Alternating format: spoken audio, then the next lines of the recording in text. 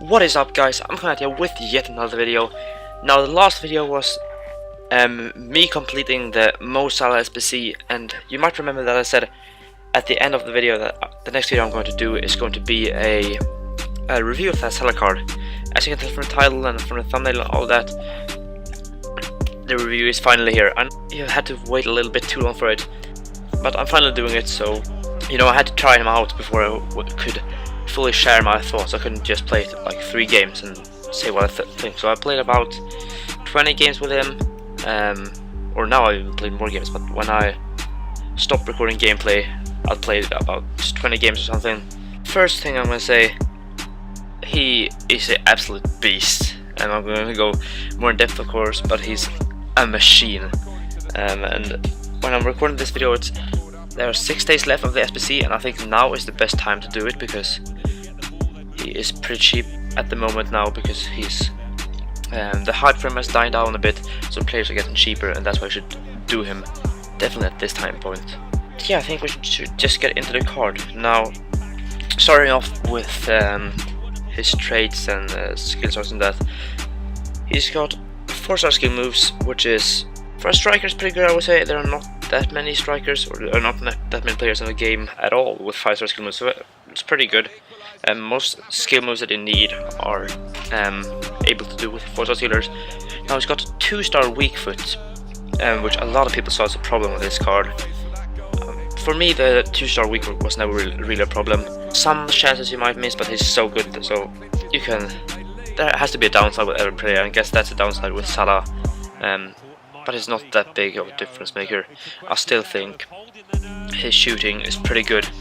Now he's 5'8", which obviously it's quite short, and for his winger card, his base card and his other special cards that were wingers, it didn't really matter with his height, because he never really come up against big left back. But I guess his height and his strength a little bit lets him down as a striker, because sometimes when he gets into 1v1s versus mostly center backs, he isn't able to outrun them because they're just so big, so they can just push him away from the ball easily, because he's only got 69 strength. So even though he's got that 75 physical, it's not that much strength. But those are the traits, I guess you can say, and skill stars and that. Let's get into the stats. First of all, the thing that probably made most people want to get this card was his pace, 96 pace. What I also forgot to say is he's obviously got a position change to a striker now. I don't know, personally I think it's good, because he's already got so many winger special cards, so might as well get a striker one. And even though, as I said, he's pretty weak, he's still a very good striker, thanks to that 96 pace, and he's got 96 acceleration, 96 sprint speed.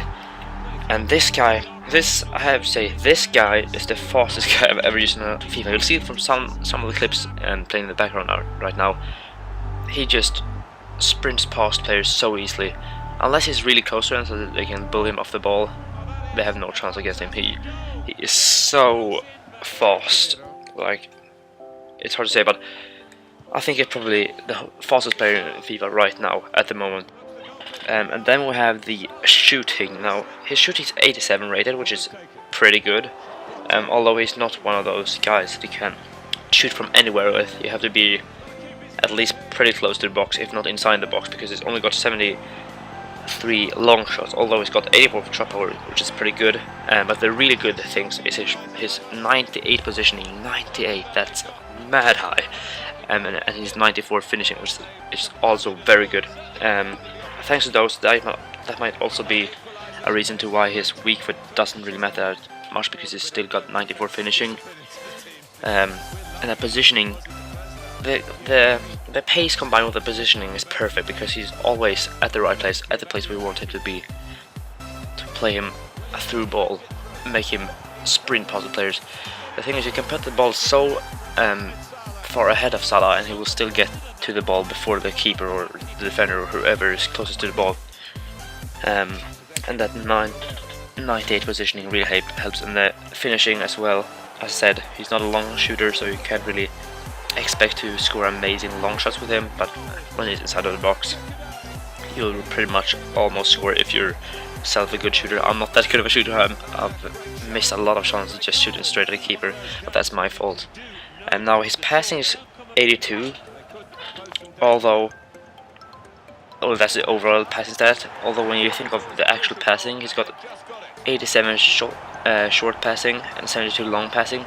So you might see a bit of a trend there with Salah, that he's good at the short range things, not that good on the longer things.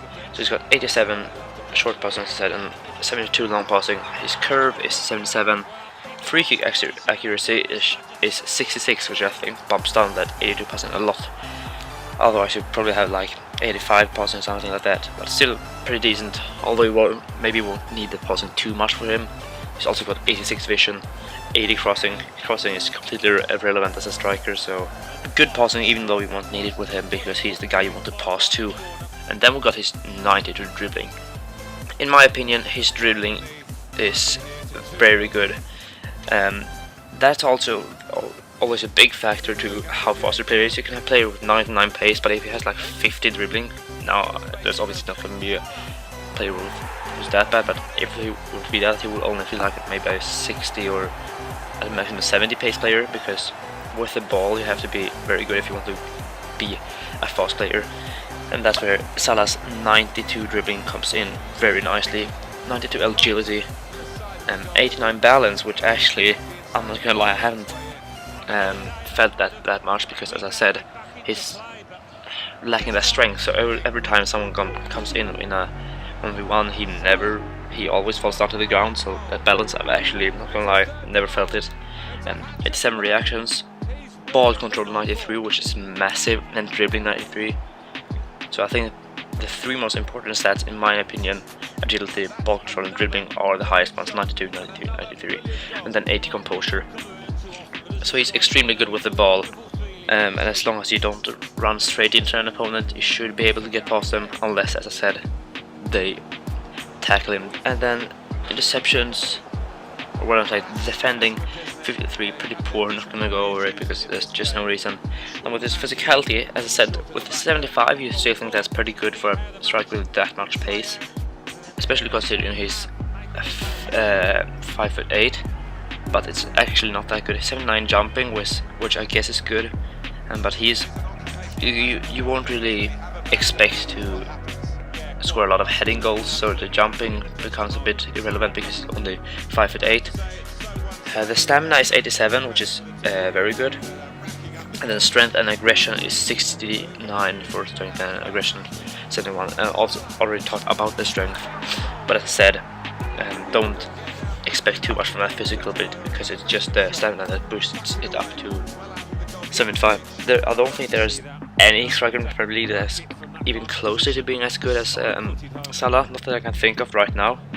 Before Salah, I used Costa, but they're obviously two extremely different players, because Costa is more of a big man who you cross it into.